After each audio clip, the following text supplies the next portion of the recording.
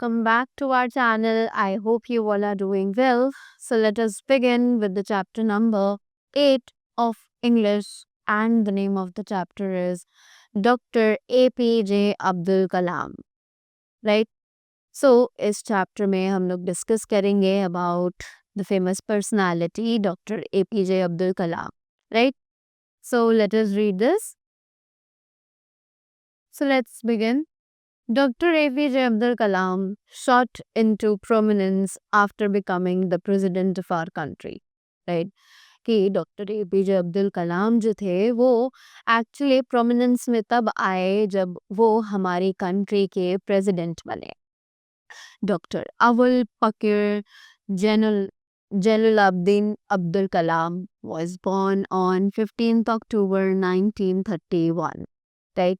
कि उनका जो बॉर्न डेट है वो 15th of October 1931 है एट रामेश्वरम इन तमिलनाडु, जो कि रामेश्वरम तमिलनाडु में पैदा हुए थे. He is usually referred to as doctor APJ Abdul Kalam, कि उन्हें ज़्यादातर लोग डॉक्टर एपीजे अब्दुल कलाम के नाम से ही जानते हैं. He was a notable Indian scientist and an engineer, right? कि वो एक बहुत ही बड़े इंडियन साइंटिस्ट थे और साथ ही साथ एक इंजीनियर भी थे. A little about his early life can be learned from his book Wings of Fire.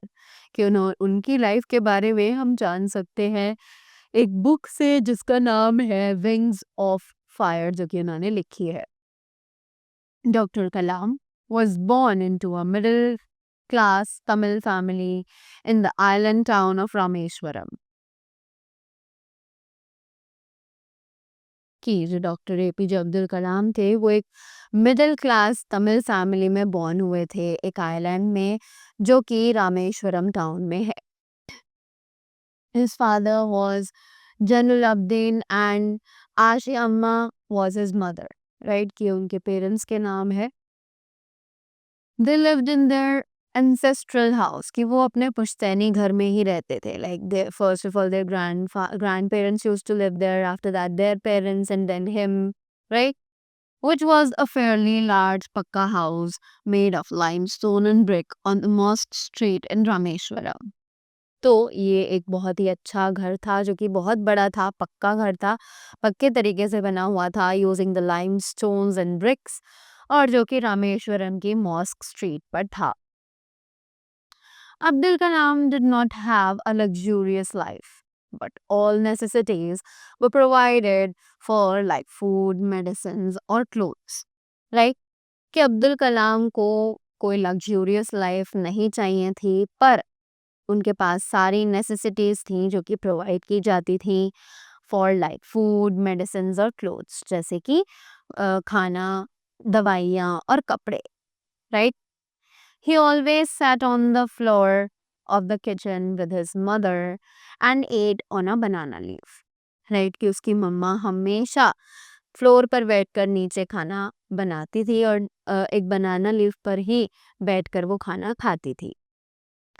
He loved to eat rice and sambar and homemade pickles, कि उन्हें चावल, सांबर और घर के बने हुए अचार खाने का बहुत ज़्यादा शौक था. When he was 8 years old, World War II broke out. कि जब वो 8 साल के हुए तभी World War II जो है वो शुरू हो गई थी. For reasons he has never been able to understand, a sudden demand for tamarind seeds erupted in the market, right? और इन कुछ चीज़ें थी जिनकी वजह वो कभी नहीं जान पाए, जैसे कि टैमरिंड सीड्स जो थी उनकी डिमांड अचानक से मार्केट में बहुत ज़्यादा बढ़ गई थी. He used to collect the seeds and sell them to the provision store, कि वो उन सीड्स को कलेक्ट करता था और उन्हें प्रोविजन स्टोर में बेच देता था. A day's collection would fetch him princely sum of 1 anna, right? So जो उसका कलेक्शन होता था एक दिन का, वो एक्चुअली उसे 1 अन्ना जो है वो प्रोवाइड करता था.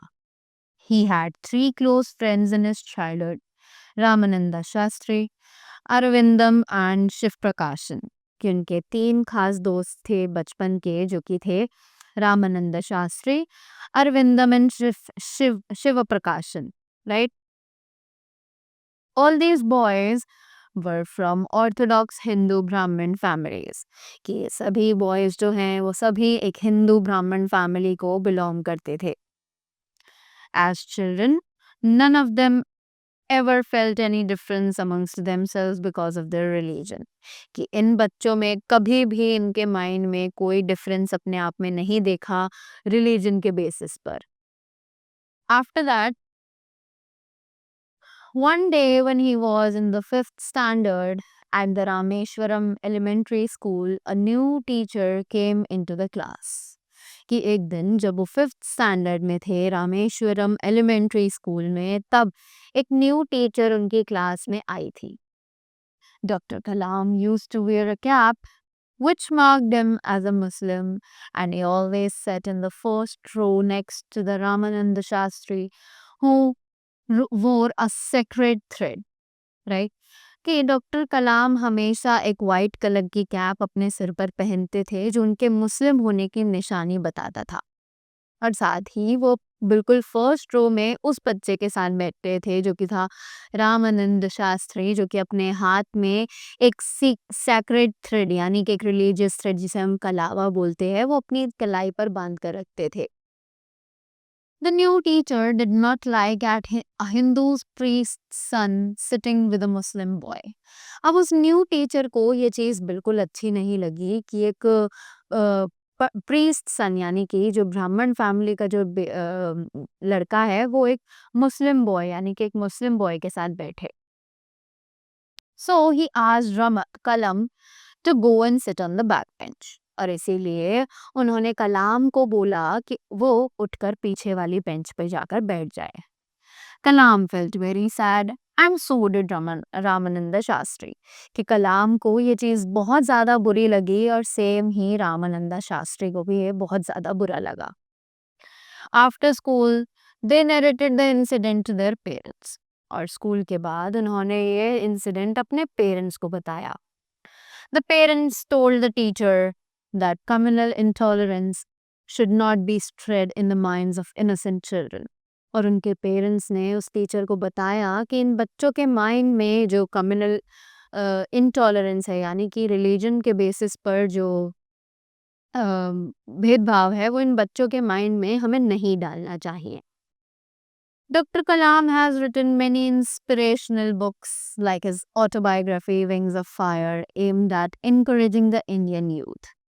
कि डॉक्टर कलाम ने बहुत सारी इंस्पिरेशनल बुक्स लिखी हैं जैसे कि उनकी ऑटोबायोग्राफी यानी कि उन्होंने अपनी लाइफ को डिस्क्राइब किया है उस बुक में जिसका नाम है विंग्स ऑफ फायर, जिसमें हम इंडियन यूथ को बहुत ज़्यादा इंस्पायरिंग चीज़ें बताई गई हैं.